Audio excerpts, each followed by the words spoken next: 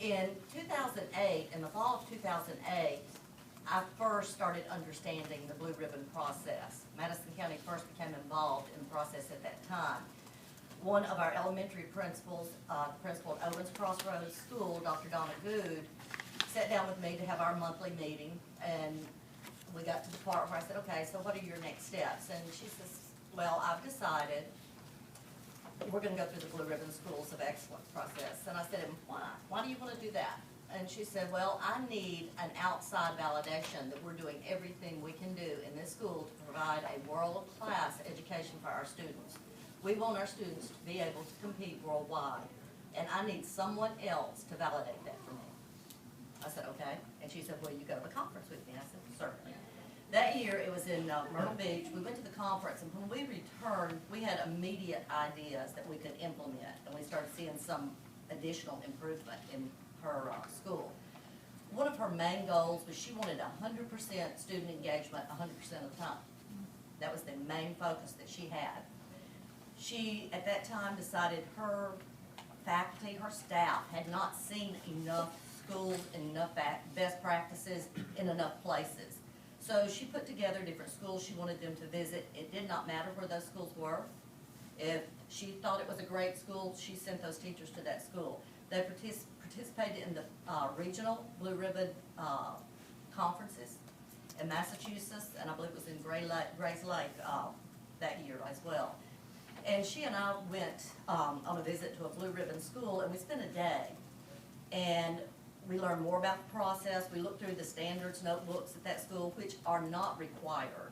But most of our schools do those just as documentation to themselves that they are meeting the standard or the criteria. We toured the school. We met with the building leadership team at that school, and we looked at all the technology. We looked at everything they had, and they met with us all day. On our ride back, we were sharing our personal thoughts on our day, and our biggest takeaway that day was we both had the same opinion. Owens Crossroads School was more like a Blue Ribbon school than different. So that's when she decided she was going to go ahead and move forward with the process. She had a large number of participants at the annual 2009 Blue Ribbon Conference, which was here. And then she applied to go through the process in the spring of 2010. And Steve O'Brien did that school visit. And in March, she was determined, her school was determined eligible to receive the Blue Ribbon Lighthouse recognition. Shortly after that, in May, Bart Hill was there for a visit. And what I found interesting about this organization, they don't just come one time and do the visit and leave. They ask you what your next steps are, and then they show up when you least expect it to see how you're doing with your next steps. And when I was at Owens Crossroads that day, that happened to be the day that Bart Hill showed up. And so we went through the school, and Dr. Good was showing him the things that she had accomplished with her next steps. And it had just been 2 months since her evaluation results, and 2 months that she had received her plan. And she had already made so much progress.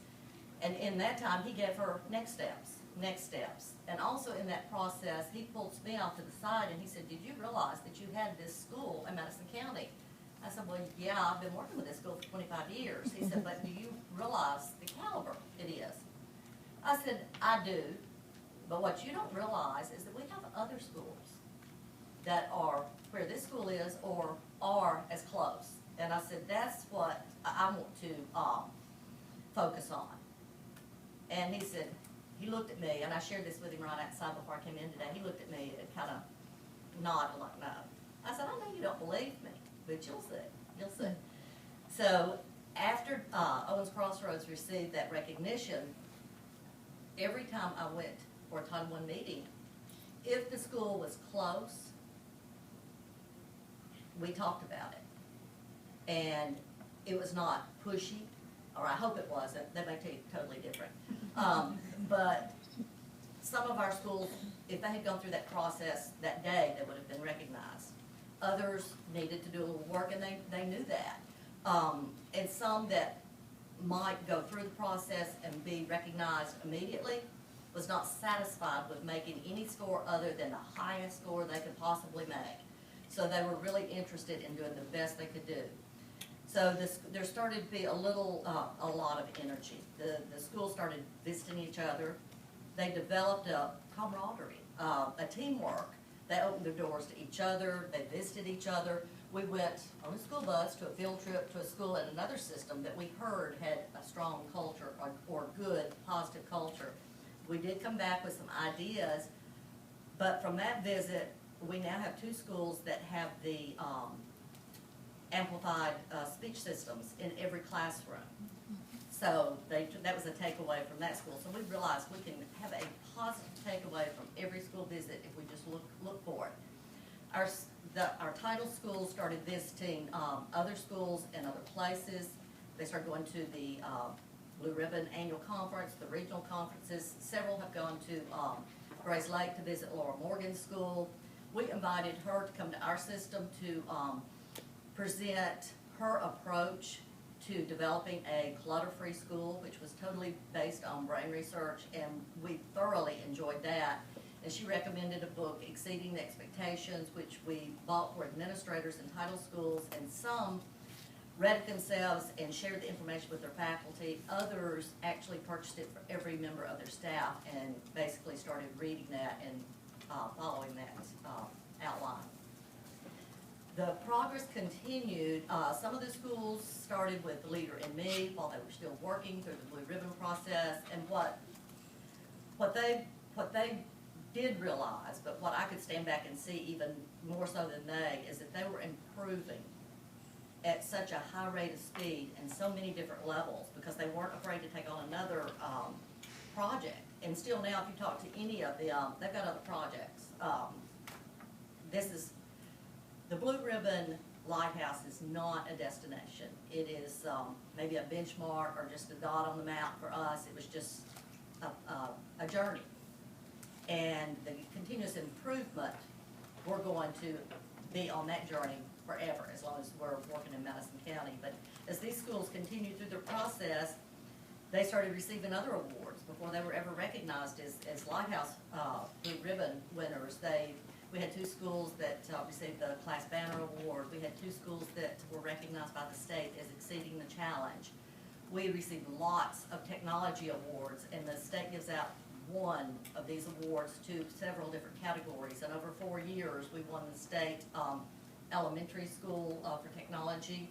We won another year elementary school student project for technology.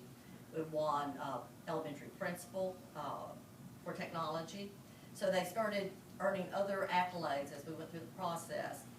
But now currently we have 5 Title I schools that have gone through the process out of 8, 4 of which are Lighthouse Blue Ribbon schools, 1 which is Points of Light, and they're going to continue on the journey.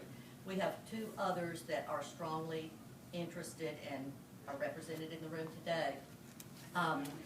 Another thing we did was invite Mark Teal to come and speak to all of our principals at a principals meeting and discuss the process. And since I work mostly with Title I principals, he came and he did speak, and we had 2 additional principals that were not Title I schools decide to go through the process, and they were recognized, 1 last year, Buckhorn High School, and 1 last night, Central. But now I'm going to stop so that we can hear from our 2 experts on how they went through the process, and we'll start with Dr. Minsky, who is going to talk about the reflective process.